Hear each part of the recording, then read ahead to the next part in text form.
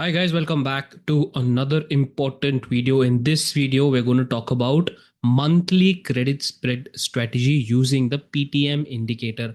First, I must thank you for showing all your love and support for the PTM Intraday series and also the PTM Swing series. I've told you, I've guided you with all the education I have and all the testing I've done. I've shown you back testing, entry time, trailing stop loss, exit, profit booking, everything we have done using backtesting software. We have seen every type of scenario where we can take entry and exit. Now this video is a direct continuation. I mean literally direct continuation of the guide video part 5, monthly debit spread strategy. This is the exact same process, same method, same entry, exit, entry time. So 99% of the process of the debit spread strategy is the same in this video. Only thing we're changing is the strategy only the strategy. In the end, the process is the same. Only end strategy is what is going to change. All right. I'm going to explain it to you very simple manner. We don't have to discuss the execution in length and details because we have already done it in the last video.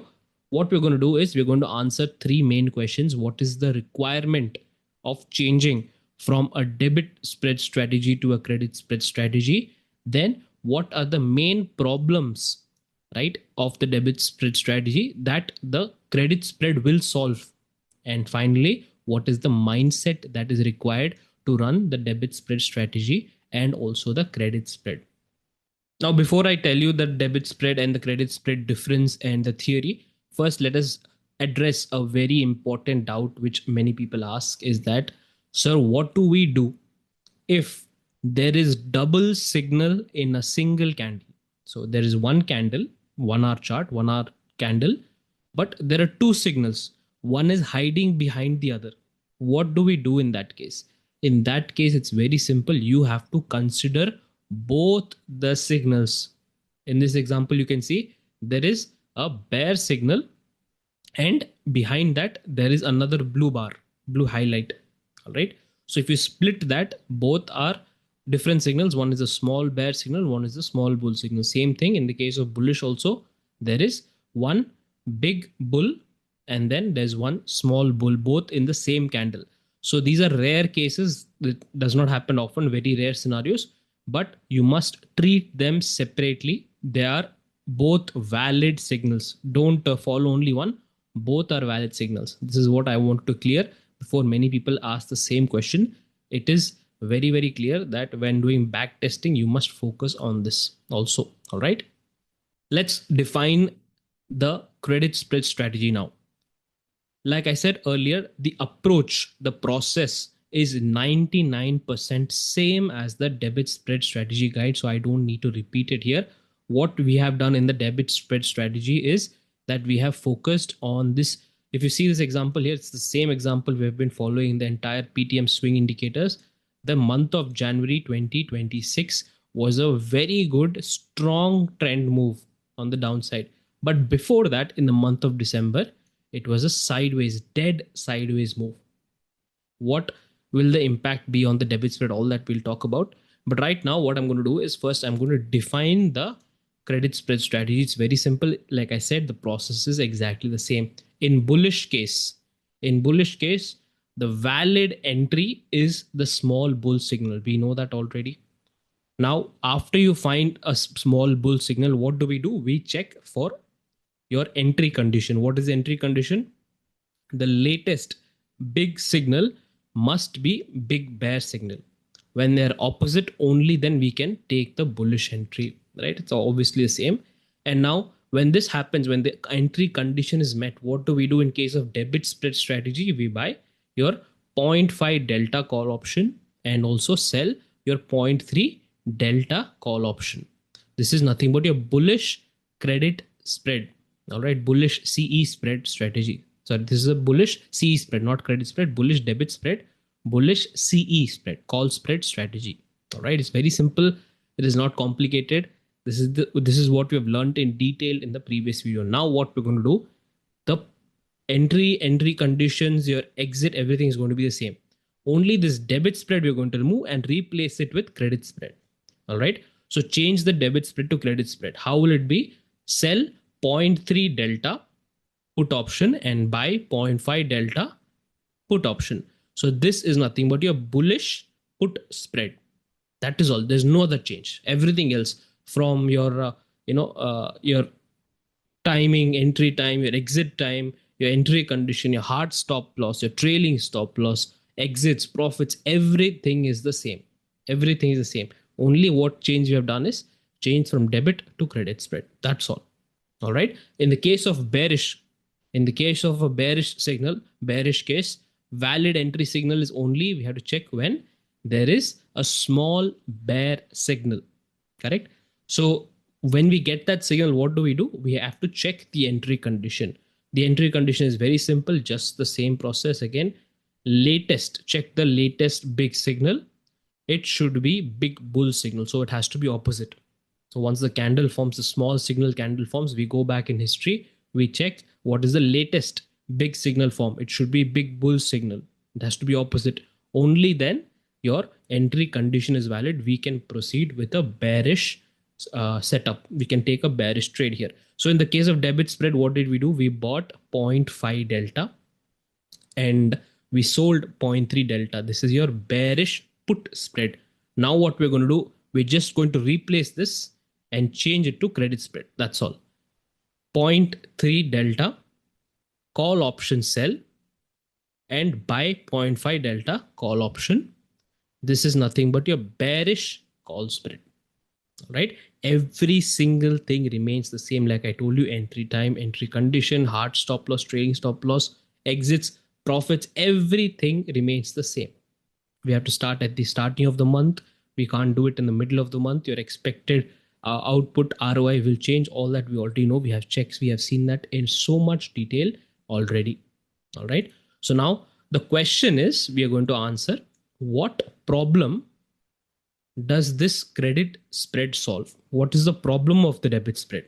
All right. Before I get into the problem, what I told you in the debit spread strategy is do some back testing in the month of December.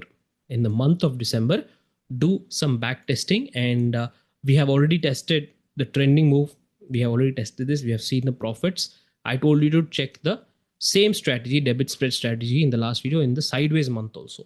All right. So here's a breakdown.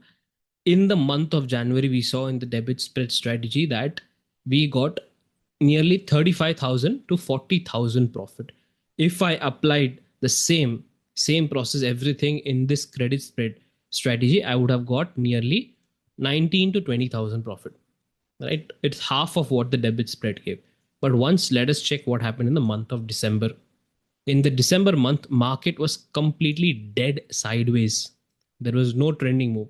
So the debit spread strategy gave no profit, or it was near break even.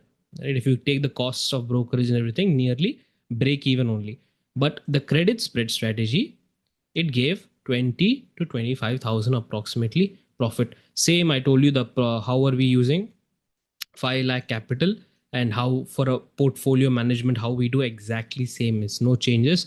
When you create a portfolio of a strategy, you have to use minimum 5 lakh. How do you deploy the capital? Everything I've taught you already. All right, it's the same process. And in the same process, we got credit spread gave 20 to 25K. In the next month, when there's a sideways move, we got 20 to 25K. When there's a trending move, we got 19 to 20K. So now question I'll ask you, what is the problem this credit spread strategy is solving?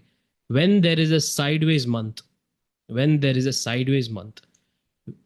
the entry time? In the start of the month. So in the start of the month, did you know in advance that this month is going to be sideways? No, we don't know. In the month of January, we had a fast fall, right? In the start of the month, did you know that January is going to be a very strong trending month? No, we don't know.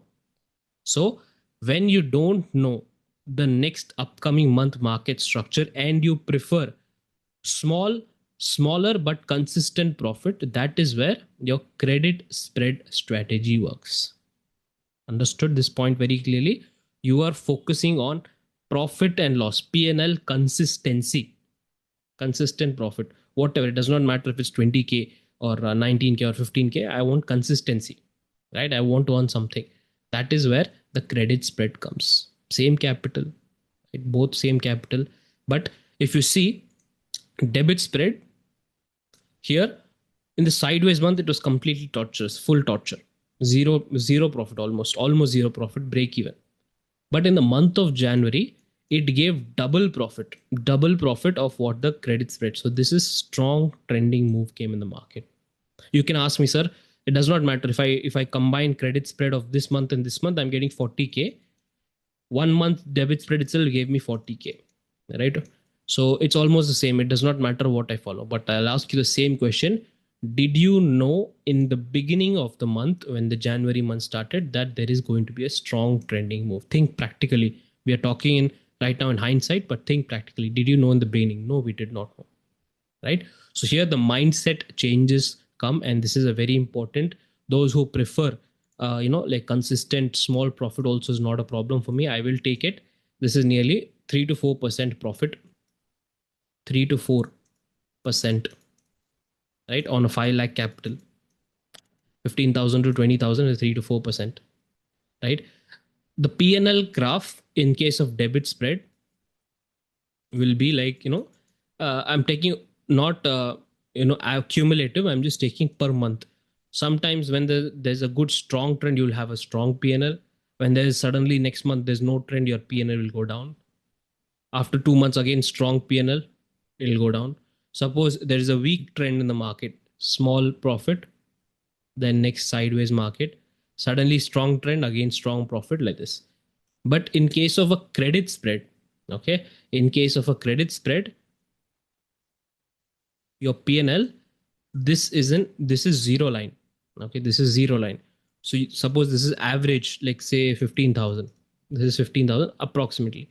So your PNL will go like this, near your average. So higher limits 20,000, 25,000, lower limit 10,000, like that. Okay, there is one average, and market, it will fluctuate like this. So if you want to prefer this kind of setup, this kind of consistency, you will need to have that sort of maturity. If you prefer this, no, I don't mind, I don't care, zero PNL, I just want to capture the strong trending months. This is one of the method. Now, for a full-time trader, I'll ask you one question. What is stopping you from following both? What is stopping you from following both? That is my question. Because debit spread strategy, it will work only in strong trends or trending market. Your credit spread strategy works in both trend. This is a trend, right? Also, it works in a sideways market. So my question is, what is stopping you from following both? Because I told you, for a full-time trader, you need 5 lakh for one strategy and 5 lakh for another strategy. So 10 lakh you can deploy. You need minimum 10 lakh, I told you, for a full-time trader. So question is, what is stopping you from following both? Because which month, suppose this month there was zero debit spread profit, credit spread gave 25K. In this month, both when the market was trending, this gave, if we see, nearly 60,000 profit on a 5 lakh capital. This is nearly 10% return per month. That's extremely high, correct? So when debit spread is not working, your credit spread is working. When both are working, it is almost like a jackpot month, That is only because not of the indicator, it's because of the market conditions. And that is what you have to study. That is what I told you is 70% your market structure study. All right. I hope you understood this video, guys. The credit spread, the difference between credit spread and debit spread, the uses case. I highly recommend you watch the previous part again, the debit spread strategy video. Everything I've mentioned there, we have done a lot of detailed research. And then let me just remind you, how do you access the indicator? I've already told you how do you get the indicator. Check the Google form in the description. Follow that and follow the guide videos where I've told you how to get the access. All right, just quick, you guys, I'll see you in another video. As soon as I find a new strategy, I will definitely upload it. Once again, thank you for all your love and support for the PTM Intraday series and also the PTM Swing series. If you have not watched any of them, go for it. And I'm sure your perspective on trading will definitely change. I'll see you in another video. Till then, take care and be safe.